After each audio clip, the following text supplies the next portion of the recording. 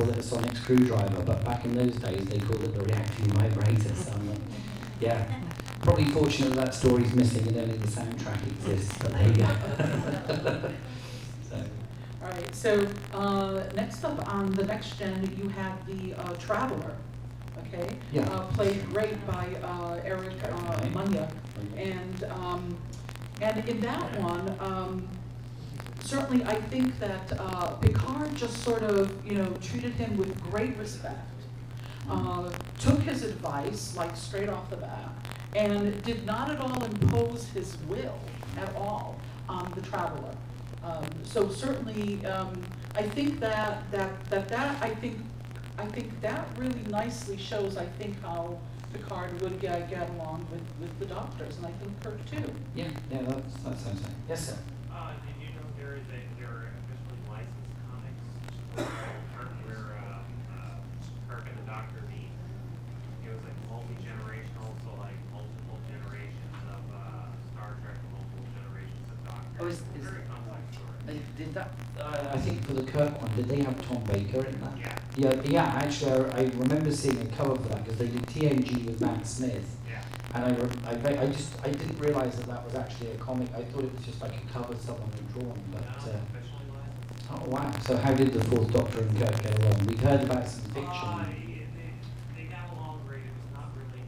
My personal opinion is that it should have been edgier. Yeah. The personalities are so dramatically different that they should have come to a head and bigger, Yeah. sincere intensity before Yeah. the being minutes. So it's more like Super Friends. Yeah. Everybody getting along. No real hassle. Data really loved. Zeta really loved the TARDIS. Spock instantly understood the transcendental physics. Yeah. That's sounds like something I need to track down as well. One interesting scenario. By the way, we have some seats. If anyone's on the floor and wants to sit on a seat, there are some seats up near the front. One interesting scenario would be to have, and I just thought of this one. If you had someone like the Fifth Doctor show up, and the Fifth Doctor would probably, he's a fairly mellow guy, he would probably get on with and be helping them resolve whatever the situation was. And then something happens, and he regenerates into the Sixth Doctor, and then you have the Sixth Doctor's manic personality. So the crew has suddenly gone from trying to resolve a situation with one Doctor, and then someone radically different shows up, because 5 and 6 are they're like complete opposites. And I think that would be a really interesting dynamic to see. And obviously I think at the end you would have to have they get along with 6 and there's some resolution to the problem. But I think that would be, does anyone have any thoughts? Are there any other regenerations you could think of? I mean, you go from Tennant to Smith and they're both nice guys, they're both likeable. I suppose the same dynamic might be going from Smith to Capaldi. That would be more of a 5-6 dynamic. Especially if Capaldi speaks his mind and doesn't care whether he offends anyone or not, From Colin Baker to Sylvester McCoy. Yeah, they'd probably find that him easier to get on with. But the other thing is with McCoy's Doctor show up, and I mean he's manipulating the hell out of everyone, especially towards his end. And it makes you wonder, I could just see Kirk turning to Spock and Spock, what do you think? Uncertain, Captain. It would be like they would not have a clue where he was at. So again, another interesting dynamic. And then, horror of horrors, a multi-Doctor story meets the Enterprise. I think Kirk's response to that would be computer, destruct sequence 1. Code 1. At that point, he would just do Khan. Doctor! That's right. You really want to get crazy with it now? Because the Enterprise dock at Maisie and Clara's restaurant at the end of the galaxy.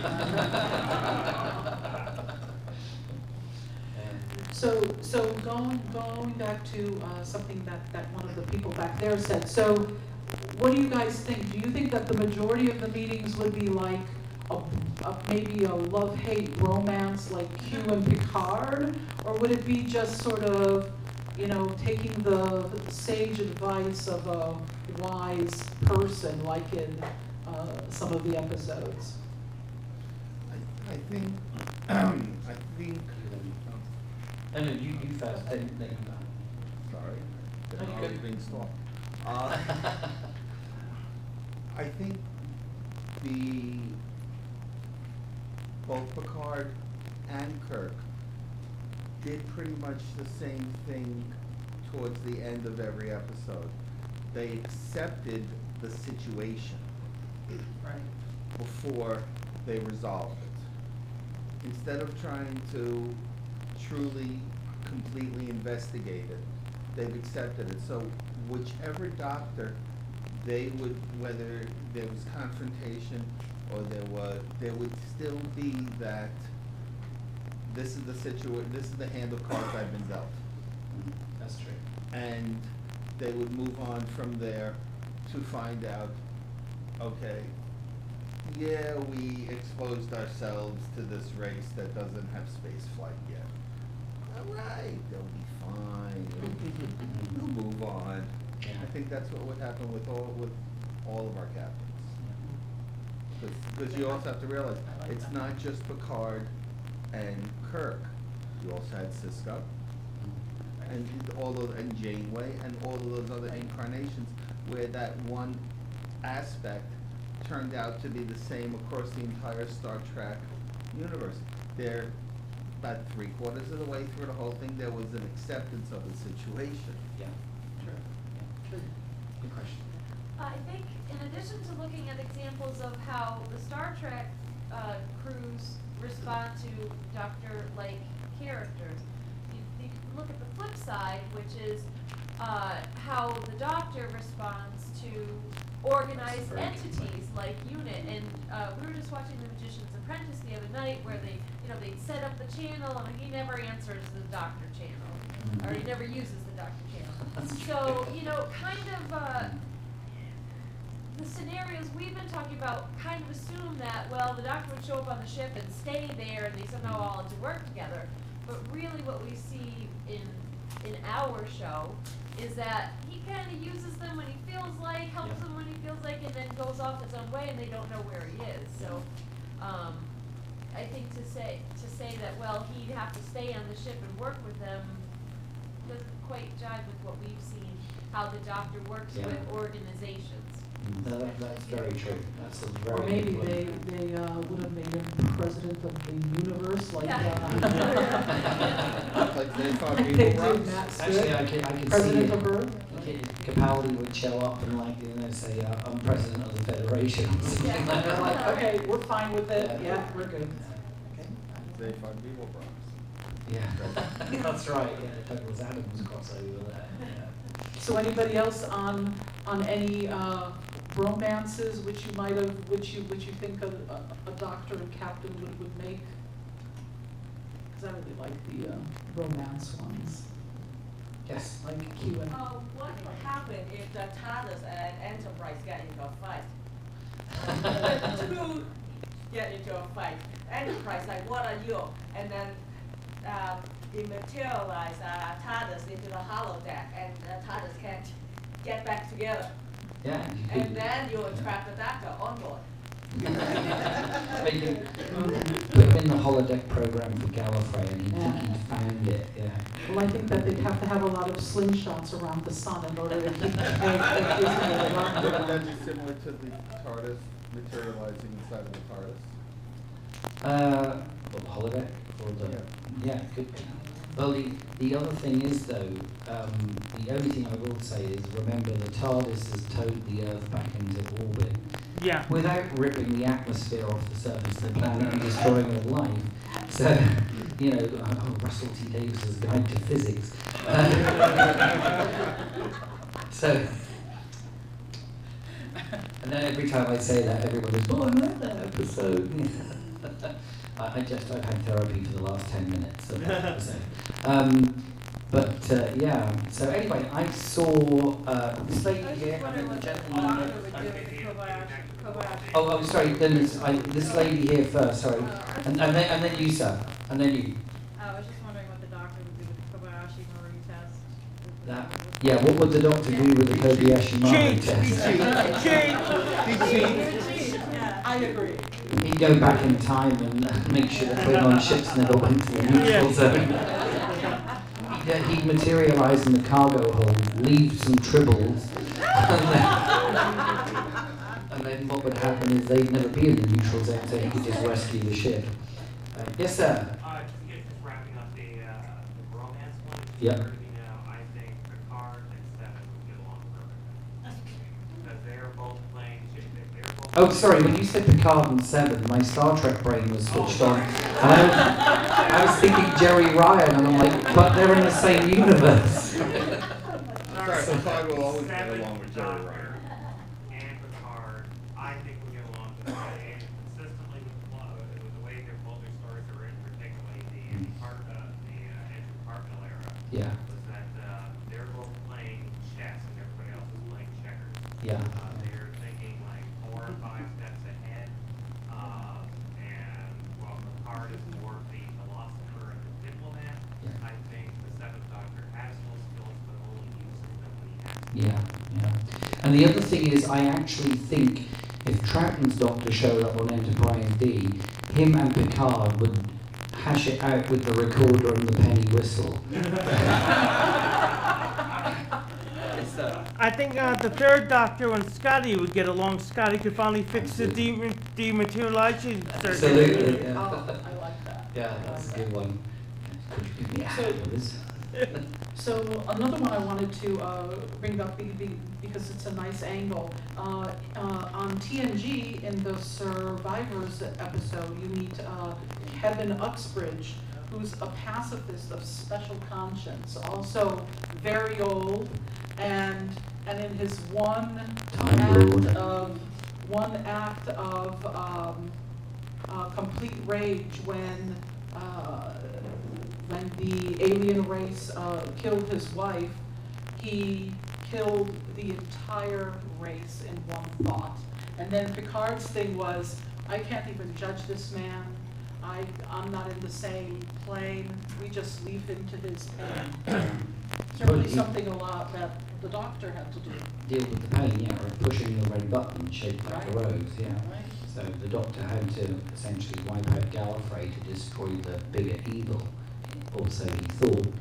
And as you say, the character from the Survivors episode essentially wiped. It was enraged, but and not necessarily. The Doctor probably was enraged with what the Daleks were doing, and he knew it was the only way to take care of it. So that is a very good parallel there. Yeah. I had another thought and it's gone. Any other questions? Throw me a bone here.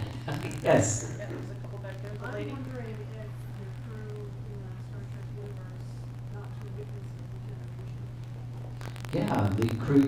So I did comment a little earlier about 5 changing to 6, and I actually think I can see like Kirk watching it like all amazed, and Spock analysing it with the tricorder as he's like, and then like he's like, excuse the sound effects here, and I can just see that because what's happening? It appears to be some kind of metamorphosis, Captain.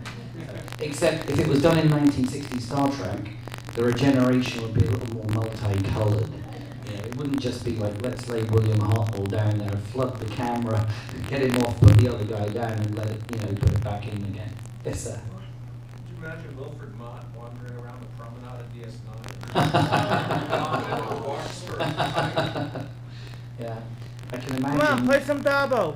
I could just see Troughton or McCoy playing Darbo in Quark's Bar, definitely. So yeah. Captain Jack fit in really well. Oh, I can yeah. see him. Captain Jack and the Yes. Yeah. I don't remember the episode on Star Trek. They did see Metamorphosis, Yeah. where the being changed from the being to the energy.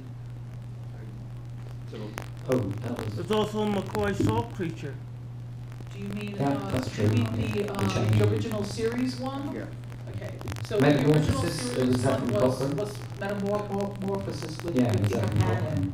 right? Yeah, that's actually. Turning into a human companion. We watched that recently, and when he was stood in the companion glowing, and then the companion takes over Commissioner Headford at the Right. end, and then lives out the life with him. So, Yeah, so they have experienced metamorphosis. So yeah, but it would be very interesting for them to witness the regeneration. I mean, like, for me, just stepping back from the Star Trek arena and just talking about regeneration for a second, for me, it's the one, there's so much about Doctor Who I love. The time machine that's bigger on the inside, disguises itself wherever it lands, and the whole regeneration thing, it's phenomenal where he can change into another person and it's the same person. And it just blows my mind. And every time you see it coming, it's slightly different every time, and you never know what you're going to get. And I just think it's wonderful that it's still the same person with the same memories. I just love that concept. Yes, ma'am, because you haven't asked a question yet, and then I'll. You're talking about regeneration and people and things changing. Going back to the next generation, I'm thinking of Hugh. Sorry, Yes, that's a big change that came back to bite us.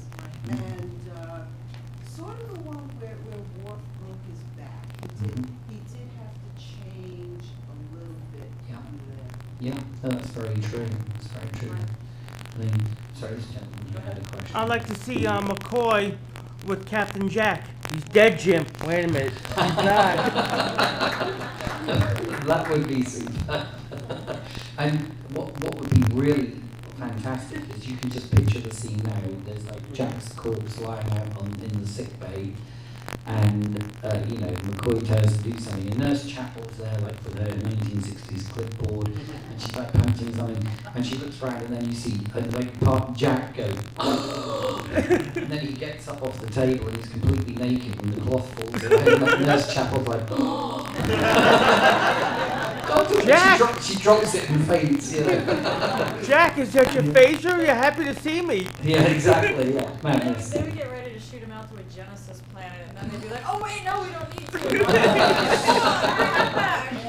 Yeah, he had to wrap himself up in that burial robe and stay in the temperate zone. Yeah. Yes, at the very back. I think Star Trek had a regeneration of sorts with Dax, even though it wasn't an official regeneration. Right. Sorry, I didn't hear the... Dax.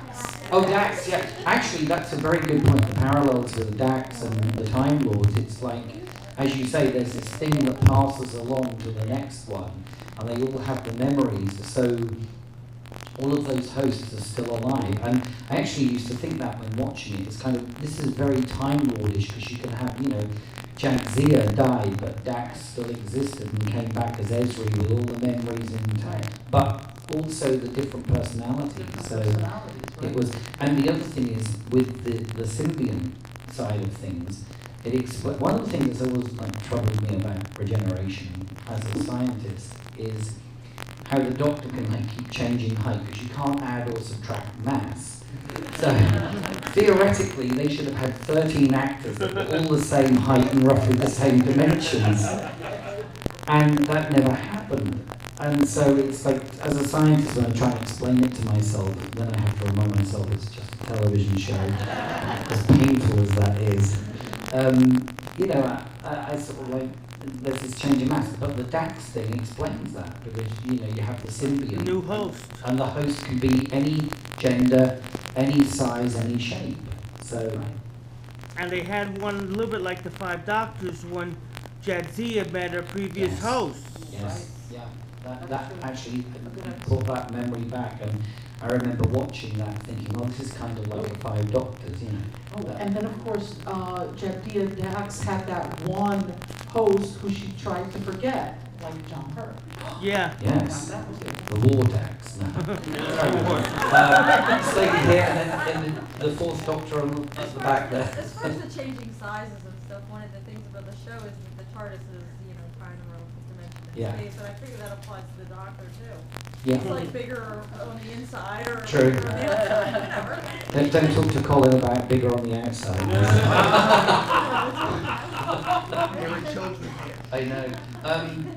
There's Fourth Doctor on the floor at the back. Sir, there are seats at the front if you want to come.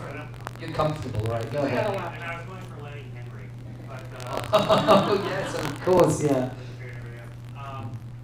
Regeneration, when they introduced the word, it was much more like a Zen meditation thing.